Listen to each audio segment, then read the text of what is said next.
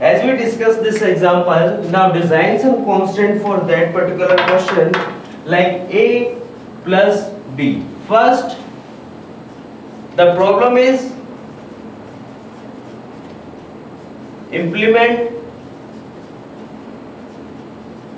addition of two variables a plus b. Then we have to define the data type of these variables, which kind of addition is required in that operation, and what kind of requirement for the variables. So we have to define first two variables, then apply the constraints, or can say condition. What kind of addition we require, floating type or it should be integer type, which type is required. Then we have to apply the condition for the variable declaration as int a and b if we have to perform only integer operation, and define float a and b if we have to addition of floating value.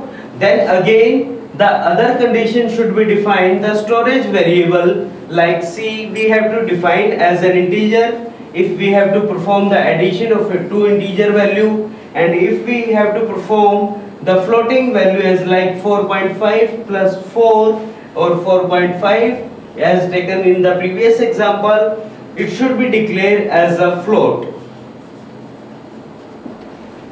These two or three conditions we have to follow for designing the algorithm. First, we have to define the variable as per the requirement, integer or float. Then we have to take the example of floating value or integer value. Then we have to apply the constant for there is the requirement of integer variable or float variable. After that, we have to decide what kind of input can be provided by the user. So accordingly, we have to take the next variable for storing the result of these values, and then we have to design some constants and range for that variable. If we have to addition or need to perform addition only 1 to 100 range, then we have to apply kind of if condition. If a is less than 100, or this is the reversible problem, a should be greater than 1, it can be replaced circularly. So we have to apply the condition a is greater than 1 and a is less than equal to 100. In that case, it will accept only the range between 1 to 100. So we have to work on that problem. We have to work with every problem by designing some output, or for designing some output we have to take in consideration into every kind and every step of the algorithm. It can be go in infinite loop, it can be go in negative value, it can be go in unrequired value, unaccepted value, unrequirement, which is not considerable in our question, which is not considerable in problem. So we have to take in every step consideration and design the constant for every step. For here we have to design the constant for the data type. In next step we have to design the constant for the inputted value and the storage constant.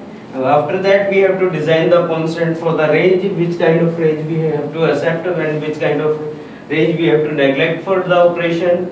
And the last, when it will goes for the exit condition. This is the most important. If we have to start any problem from any point, then it should have some exit or end point, because if any problem is not going to end, then it can go for the infinite. If the problem goes infinite, then it is useless, because every condition and every constant, every problem designed for the specific purpose, and it have some fixed constant, fixed values and fixed condition for achieving the particular goal. In algorithm designing, we have to take care of every branch and every subtask, every sub procedure of every problem.